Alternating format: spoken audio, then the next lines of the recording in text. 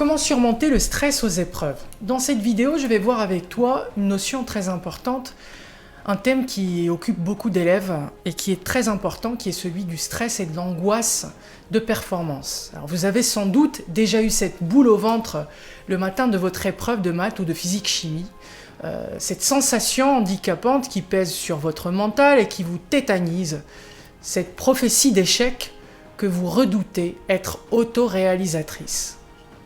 Le stress et l'anxiété de performance scolaire, ce sont deux notions qui, effectivement, vont toucher plus de la moitié des élèves. Et la mauvaise gestion de ce stress, de cette angoisse-là, peut avoir des conséquences non négligeables, voire dévastatrices sur la performance des élèves. Alors, comment dominer cette émotion et changer d'état d'esprit pour prendre le dessus? D'abord, je dirais que la clé est la compréhension de son stress. La compréhension des causes racines de son stress peut s'avérer efficace pour endiguer ses effets, car en effet, le travail de rationalisation, de conscientisation de cette émotion négative peut s'avérer utile dans le démantèlement de celle-ci. Conscientiser l'appréhension est un moyen efficace d'atténuer son intensité, sa puissance, et de la relativiser. Ainsi, essayons ensemble de décortiquer les raisons logiques de cette angoisse de la performance afin d'assécher ses sources. Donc, les raisons logiques de cet état d'esprit pourraient trouver leur origine dans un ou plusieurs de ces points que je vais évoquer. Donc, le premier point, ça pourrait être tout simplement une méconnaissance ou une carence dans le cours ou un manque de travail qui amènerait logiquement à redouter une épreuve. Car effectivement, quand on manque de préparation, ce manque de préparation affecte naturellement les dispositions qu'on peut avoir dans une épreuve. Donc ça nous empêche d'aborder sereinement une épreuve, car l'échec, le cerveau se dit que l'échec dans cette situation paraît sans doute inéluctable. C'est comme aller à une guerre ou à une bataille désarmé, complètement désarmé. C'est quelque chose qui est forcément un facteur de stress. Ensuite, le deuxième point, c'est l'ignorance des règles, tout simplement, et des modalités de l'épreuve.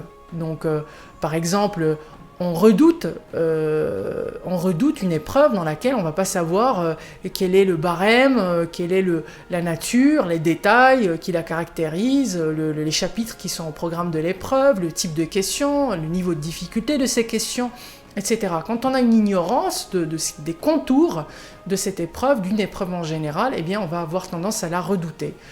Donc, si toutes ces modalités sont méconnues, avant l'épreuve, il est naturel que le doute et l'appréhension s'instillent dans l'esprit de l'élève et le conduisent vraisemblablement à convertir ce doute en angoisse.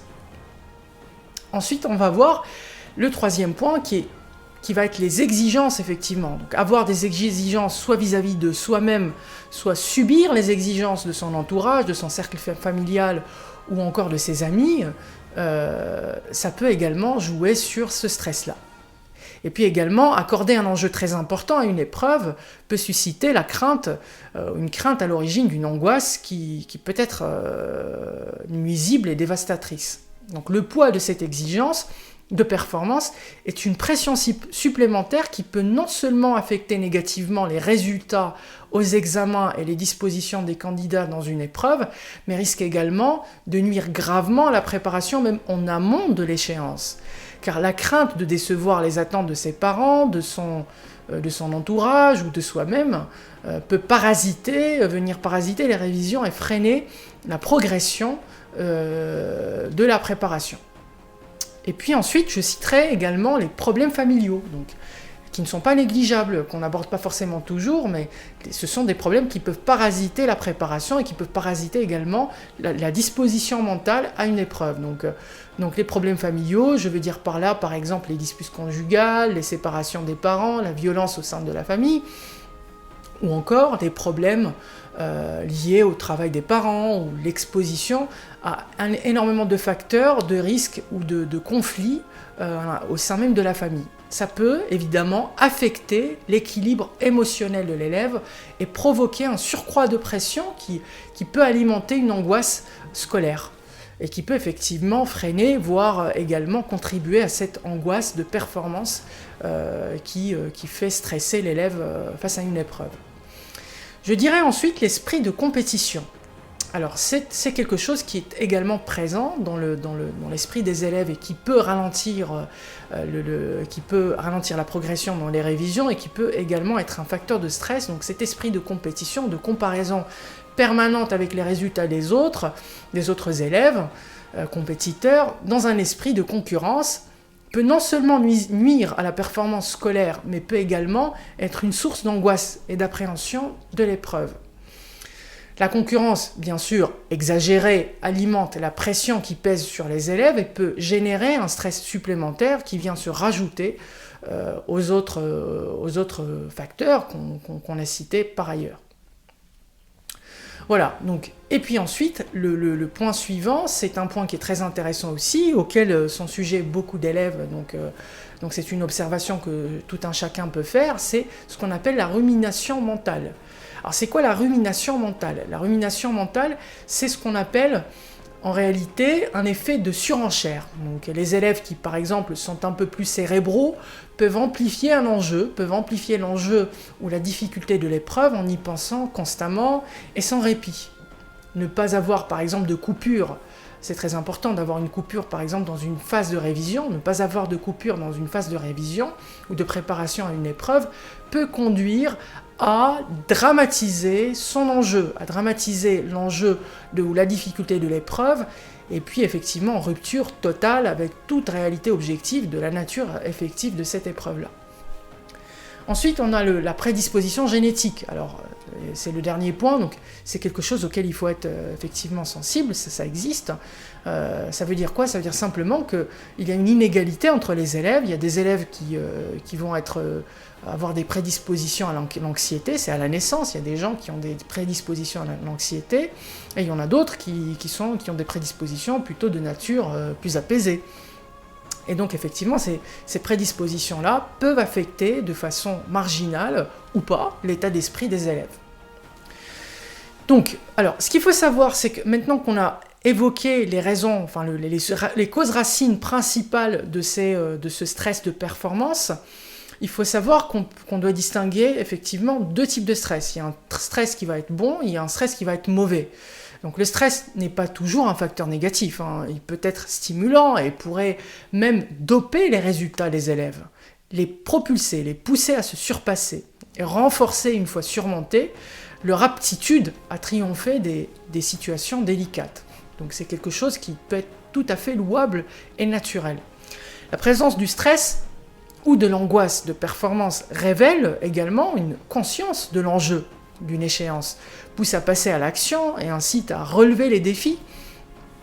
C'est son absence qui pourrait être effectivement pas naturelle, car l'absence totale de ce stress-là pourrait révéler ou traduire un état d'apathie ou de démobilisation. Enfin, il ne faut pas oublier que cette émotion traduit une réaction tout à fait normale de l'organisme humain face au danger. Je vous rappelle qu'il y a deux attitudes, soit le refus de l'affrontement, soit l'affrontement justement. Et donc cet état de l'organisme face à une épreuve stressante, c'est tout à fait naturel et tout à fait normal. Et ça peut être même, comme je l'ai dit par ailleurs, positif lorsque le stress est surmonté et ça peut être valorisé effectivement l'élève. Maintenant, comment maîtriser l'angoisse de performance? Alors effectivement, on a vu les causes racines de ce stress-là, on a vu ce qui peut le causer, ses origines, etc. On les a détaillées. On a vu distinguer, on a pu distinguer le bon et le mauvais stress. Maintenant, le stress en général, comment on peut le surmonter, comment prendre le dessus sur cette émotion-là. Alors, comme je l'ai dit initialement, il faut au préalable, donc être conscient que ce stress ne pourra pas être totalement annihilé, car c'est une disposition de l'esprit, c'est quelque chose de naturel dans l'organisme humain de subir les effets du stress. Mais on peut diminuer ces effets, on peut agir sur ces causes pour pouvoir atténuer ces conséquences. Donc pour commencer, le préalable à la maîtrise de cette angoisse est l'identification de ses vraies raisons. la conscientisation de ces raisons-là pour mieux diagnostiquer leur origine et agir en profondeur sur leurs motifs. Donc naturellement, c'est une étude, c'est de l'introspection, il faut que chaque élève fasse le point avec lui-même et sache identifier les raisons qui le poussent à stresser. Donc si la raison, par exemple, principale est une raison tout à fait rationnelle, par exemple le manque de préparation ou les lacunes dans la compréhension du cours ou par exemple un manque d'exercice, donc eh bien il va falloir tout simplement travailler sur ces raisons-là. D'accord ? Donc redoubler d'efforts afin de s'assurer une maîtrise complète des leçons, au programme, de l'épreuve, travailler des exercices, faire et refaire les exercices types. Si la raison, par contre, de son stress est la méconnaissance des modalités de l'épreuve ou l'ignorance de comment se passe l'épreuve, eh bien, tout simplement, l'élève doit dans ce cas se renseigner. Il faut se renseigner sur le barème de notation, sur la durée de l'épreuve, sur le chapitre, sur la nature et les difficultés des questions, etc., pour mieux visualiser son déroulé.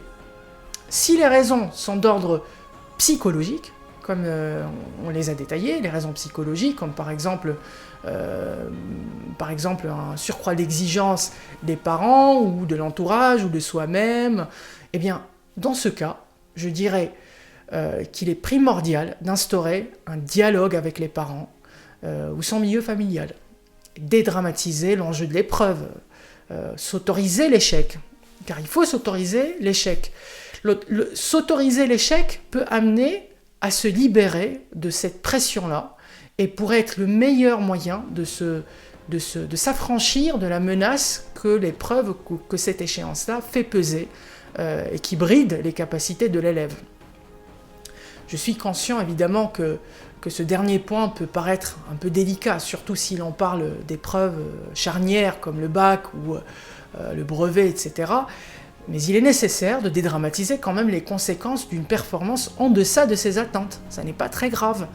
Ou de celle de ses parents, du moment que l'élève n'a rien à se reprocher sur le processus de préparation.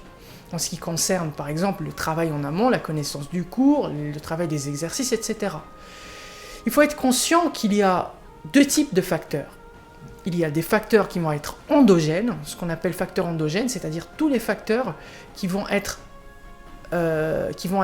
au centre de la préparation, c'est-à-dire qui dépendent de l'élève en fait. L'efficacité de ses révisions, son alimentation avant l'épreuve, la qualité de son sommeil, etc. Donc tout ça, ce sont des facteurs endogènes. Alors les facteurs endogènes, ce sont les facteurs, comme je le disais, qui dépendent de toi. Les facteurs exogènes, c'est le deuxième type de facteur qui va effectivement dépendre de l'entourage, de tout ce qui ne dépend pas de toi directement. C'est-à-dire par exemple les exigences de tes parents, c'est-à-dire la concurrence avec tes pairs, etc., etc., la peur de décevoir les autres, etc., etc. Tout ce qui ne va pas dépendre de toi, c'est quelque chose qui va être considéré, que tu vas considérer comme un facteur exogène. Donc il faut oublier ces facteurs exogènes et se concentrer, se focaliser sur les facteurs endogènes, c'est-à-dire sur l'alimentation, sur la préparation aux épreuves, sur les exercices, etc. et reléguer au second plan tous les facteurs qui ne vont pas directement être sous ton contrôle. Voilà, donc c'est très important de conscientiser ça et de se focaliser sur ce qui dépend de soi. En définitive, je m'adresse à toi, cher élève. Oublie les facteurs extérieurs. Focalise-toi sur ton attention, sur ce qui dépend réellement de toi. Commence par identifier les sources de ton stress. Fais une introspection. Note les facteurs qui te poussent généralement à stresser. Agis sur ces facteurs, seulement sur les facteurs endogènes, en réalisant une checklist complète. Je pourrais lister 1000 actions de cette checklist, mais je te laisse le soin de faire la tienne parce que chacun a des raisons propres à lui de stresser. Voilà, donc c'est le meilleur conseil que je puisse te donner, c'est effectivement de te focaliser sur ce sur quoi tu as du contrôle et d'oublier tous les facteurs extérieurs, de mettre en place un plan concis, précis pour pouvoir surmonter et agir sur toutes les raisons qui te poussent à stresser.